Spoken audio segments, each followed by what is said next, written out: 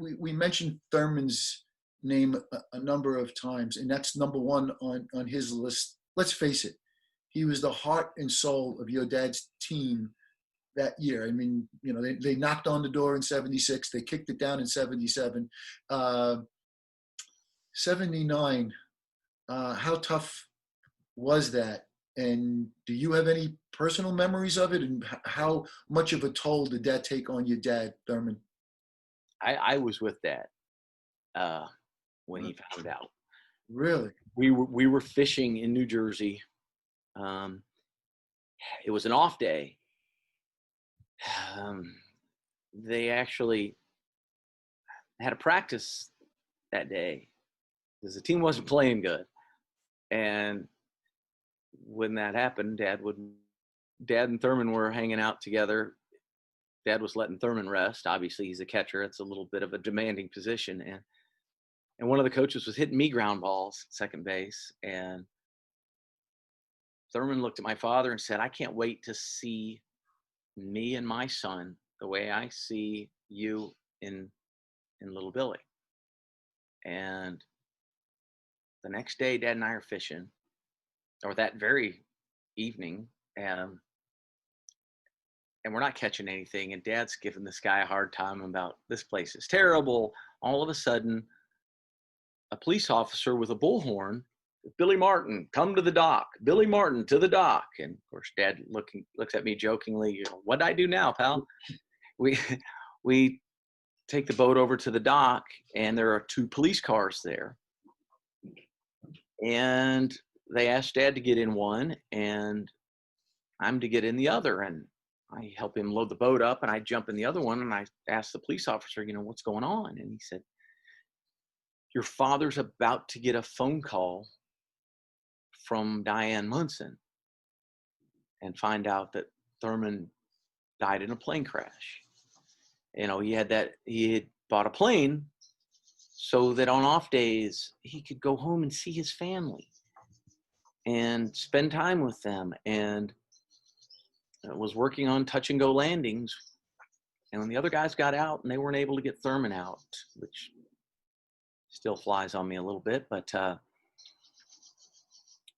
hung with Dad that night. We went back to his condo, and he cooked steaks for us.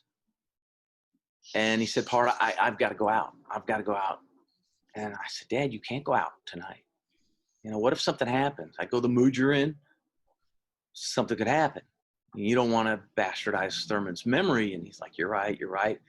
I made him a big, tall scotch and soda, and we watched about 3 John Wayne movies, and he just cried and cried, and he never even touched the drink. And I'd not ever seen him in that kind of pain. He adored Thurman. I mean, everybody did. I mean, the two most respected players by their peers I ever witnessed were Thurman Munson and Don Mattingly. And Thurman was a guy that they all that felt like they looked up to.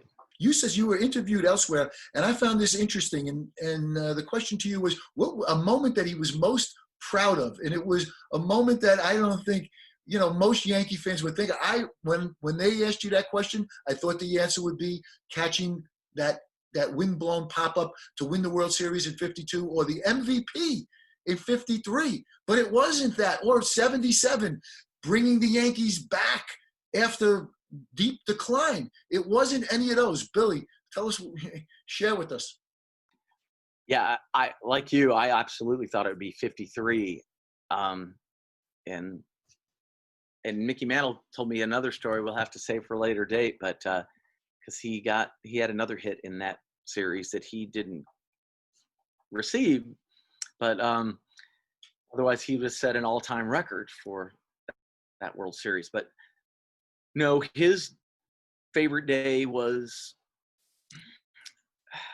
it 78 or 79 Old Timers game, when they announced that he would be coming back as Yankee manager. And you know, Bob Shepard announced Dad, and now playing second base for Yankees, and next year's manager, Billy Martin. And the crowd went nuts, and it was an all-time standing ovation in Yankee history. He actually would have gotten it on Mickey Mantle Day, but the announcer stopped the standing ovation. So I think Dad got lucky on that deal. But that meant so much to him. It brought a tear to his eye as he was tipping his hat, because it wasn't just being with his players.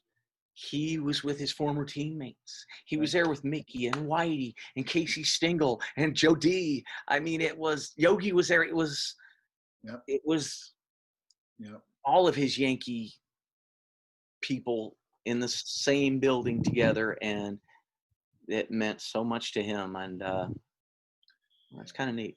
Tell me about this one again, and then we'll wind it down. But speaking about your dad and how he was like playing chess when everybody else was playing checkers. I think about the Pine Tar game, and he knew that Brett had an illegal bat, but he waited and he waited and he waited for an opportune moment. Oh my God. I mean, do you recall what your dad, did he have any conversations with you about the Pine Tar game and everything like that? Oh, Because sure. talk about one for the ages. Well, he would actually pull out the rule book every now and then and look for stuff. And he found the Pine Tar thing. He and Nettles were talking about it one day. And so they started really paying attention to who on every team had Pine Tar beyond the width of home plate. And so they knew which 2 or 3 guys on every team had it. Then they wanted to wait for that opportune moment. And obviously that game was a big game. And, Nettles hit a home run, I think, 8th inning, to put them ahead. They'd had him, I believe it was from the past season, they really come up with it. And, it was awesome. I mean, I love watching that video because Dad really liked George, off the field. And George had lots of friends on the Yankees. And had you ever seen anybody so angry in your life when he blew up there?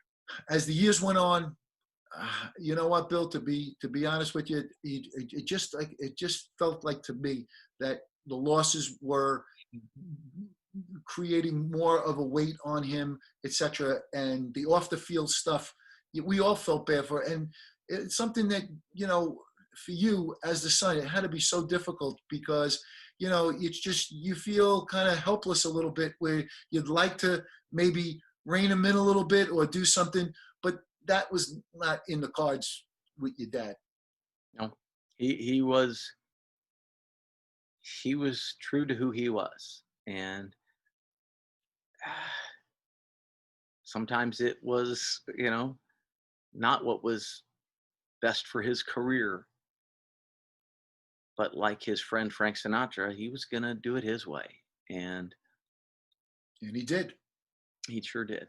And he did. How cool was it with all the retired? Now there's a lot of retired numbers. Your dad, number 1. What do you think of that? Did he ever talk about the number 1? How cool it was to have that uniform number? Yeah, it meant so much to him to be put in that monument, to be there with those guys. Yeah. Because his Yankee pride, it's hard to explain. Maybe it's best, and I think one of his greatest quotes ever was, "I wasn't the greatest player in Yankee history, but I was the proudest."